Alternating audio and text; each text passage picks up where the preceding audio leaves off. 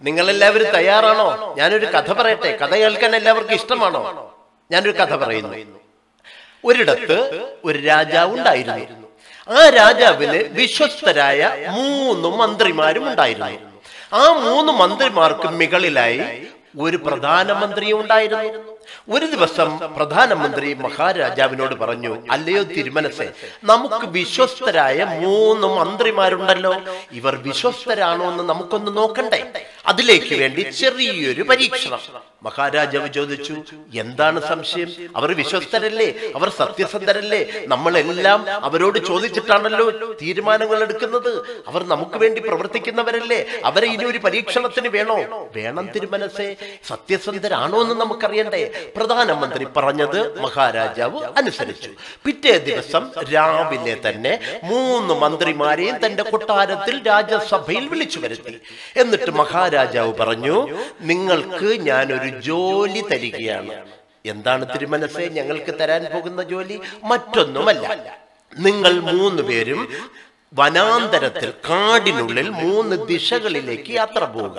3 ദിശകളിൽ യാത്ര പോകുമ്പോൾ നിങ്ങൾ എന്ത് ചെയ്യണമെന്ന് പറഞ്ഞാൽ, കാണുന്ന വിശിഷ്ടമായ പഴവർഗ്ഗങ്ങൾ ഈ നിങ്ങൾക്ക് തരുന്ന വലിയ ചാക്ക് നിറച്ച് ശേഖരിച്ച് വരിക. അവർ സമ്മതിച്ചു. പിറ്റേ ദിവസം മഹാരാജാവിനോട് യാത്ര പറഞ്ഞ് ആ 3 മന്ത്രിമാരും വനത്തിനുള്ളിലേക്ക് യാത്രയായി. 3 പേരുടെ കയ്യിലും ഓരോ ചാക്കുണ്ടായിരുന്നു. ആദ്യത്തെ മന്ത്രി വിചാരിച്ചു, എന്തായാലും ഞാൻ ഈ കൊണ്ടുപോകുന്ന ധാന്യം അല്ലെങ്കിൽ പഴവർഗ്ഗങ്ങൾ എന്ത് വന്നാലും മഹാരാജാവ് അഴിച്ചു നോക്കത്തില്ല, ഭണ്ഡാരശാലയിൽ വെക്കുക മാത്രമാണ് ചെയ്യുക. അതുകൊണ്ട് കയ്യിൽ കണ്ട ചപ്പും ചവറും വേസ്റ്റും എല്ലാം വാരി അതിൽ നിറച്ച് മനോഹരമായി കെട്ടി മഹാരാജാവിന്റെ മുന്നിലെത്തിച്ചു.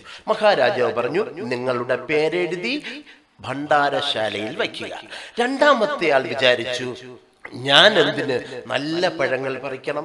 അദ്ദേഹം അഴുകിയതും ചീഞ്ഞതും ഉണങ്ങിയതും പ്രയോജനമില്ലാത്തതുമായ പഴവർഗ്ഗങ്ങൾ നിറയെ ശേഖരിച്ച് ചാക്കിനുള്ളിലാക്കി ഭദ്രമായി കെട്ടി മഹാരാജാവിനെ ഏൽപ്പിച്ചു. മഹാരാജാവ് പറഞ്ഞു, നിങ്ങളുടെ പേരെഴുതി ഭണ്ഡാരശാലയിൽ കൊണ്ടുവയ്ക്കുക.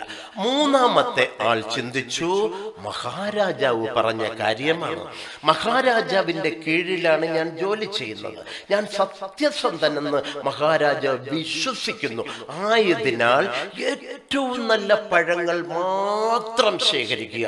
അദ്ദേഹം വളരെ ഉയരങ്ങളിൽ ചെന്ന് വളരെ ത്യാഗം അനുഭവിച്ച് ഏറ്റവും നല്ല പഴങ്ങൾ മാത്രം ശേഖരിച്ച് ഭദ്രമാക്കി മഹാരാജാവിന്റെ മുന്നിൽ കൊണ്ടുവന്നു. മഹാരാജാവ് പറഞ്ഞു, നിങ്ങളുടെ പേരെഴുതി ഭണ്ഡാരശാലയിൽ കൊണ്ടുവയ്ക്കുക. അങ്ങനെ 2 ദിവസങ്ങൾ കഴിഞ്ഞു. മൂന്നാമത്തെ ദിവസം മഹാരാജാവ് വീണ്ടും ഈ 3 മന്ത്രിമാരെയും വിളിച്ചിട്ട് പറഞ്ഞു, നിങ്ങളെ കൽത്തുറിങ്കിൽ അടയ്ക്കാൻ പോവുകയാണ്. നിങ്ങൾ ശേഖരിച്ചു കൊണ്ടുവന്ന പഴവർഗ്ഗങ്ങൾ കഴിച്ച് നിങ്ങളുടെ ജീവനെ നിലനിർത്തുക. 1 മാസം കഴിയുമ്പോൾ നിങ്ങളെ മോചിപ്പിച്ച് വീണ്ടും മന്ത്രിയാക്കുന്നതാണ്. അത് കേട്ടവർ ഭ്രമിച്ചുപോയി, ഭയന്നുപോയി. എന്നാൽ ഭയം പുറമേ കാണിക്കാതെ അവർ അവരുടെ ചാക്കുകെട്ടുകൾ, പേരെഴുതി വെച്ചിരുന്ന ചാക്കുകെട്ടുകളുമായി കൽത്തുറങ്കിൽ അടയ്ക്കപ്പെട്ടു. ഒന്നാമത്തെ മനുഷ്യൻ, ചപ്പും ചവറും ശേഖരിച്ച മനുഷ്യൻ 3 ദിവസം കഴിഞ്ഞപ്പോൾ മരിച്ചുപോയി. രണ്ടാമത്തെ മനുഷ്യൻ 7 ദിവസങ്ങൾ കഴിഞ്ഞപ്പോൾ മരിച്ചുപോയി. മൂന്നാമത്തെ മനുഷ്യൻ വളരെ സന്തോഷവാനായി നല്ല പഴങ്ങൾ ഭക്ഷിച്ച് 1 മാസം കഴിഞ്ഞ് ജയിൽ മോചിതനായി പുറത്തേക്ക് വന്നു. മഹാരാജാവിനെ മുഖം കാണിച്ചു. ആ സത്യസന്ധനായ ആ മന്ത്രിയെ മഹാരാജാവ് വാരി പുണർന്ന് തന്റെ സകല അധികാരങ്ങൾക്കും അധിപനാക്കി. അതേ സ്നേഹിതന്മാരെ, അതേ കുഞ്ഞുമക്കളെ, നമ്മൾ ചെയ്യുന്ന പ്രവൃത്തിക്കനുസരിച്ചാണ് നമുക്ക് പ്രതിഫലം കിട്ടുന്നത്. വിശുദ്ധ വേദപുസ്തകമായ ബൈബിളിൽ വെളിപാട് പുസ്തകത്തിൽ ഇങ്ങനെ പറയുന്നു, അല്ലയോ അനീതി ചെയ്യുന്നവരെ, ഇനിയും നിങ്ങൾ അനീതി ചെയ്യുവിൻ. അല്ലയോ അഴുക്കാടുന്നവരെ, ഇനിയും നിങ്ങൾ അഴുക്കാടുവിൻ. അല്ലയോ നീതിമാന്മാരെ, ഇനിയും നിങ്ങൾ നീതി ചെയ്യുവിൻ. ഞാനിതാ വേഗം വരുന്നു. ഓരോരുത്തർക്കും അവരവരുടെ പ്രവൃത്തിക്ക് തക്കവണ്ണം പ്രതിഫലം തരാൻ എന്റെ പക്കലുണ്ടെന്ന് കർത്താവായ യേശുക്രിസ്തു പറയുന്നു. അതെ, ഓരോരുത്തർക്കും അതനുസരിച്ചുള്ള പ്രവൃത്തിയുടെ ഫലമാണ് കിട്ടുന്നത്.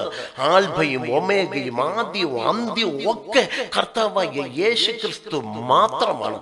നമ്മൾ നല്ല മണ്ണിൽ വിത്തിട്ട് അതിന് വെള്ളമൊഴിച്ച് കാവലിരുന്ന് അത് വളർന്ന് വലുതാകുന്നത് മാത്രമാണ് നമുക്ക് സമൃദ്ധമായ ഫലം തരുന്നത്. അതെ, വിതയ്ക്കുന്നത് അനുസരിച്ചതാണ് നമ്മൾ കൊയ്യുന്നത്. കണ്ണുനീരോടെ വിതയ്ക്കുന്നവർ ആർപ്പോടെ കൊയ്യുന്നു. ആമേൻ, ആമേൻ, ആമേൻ.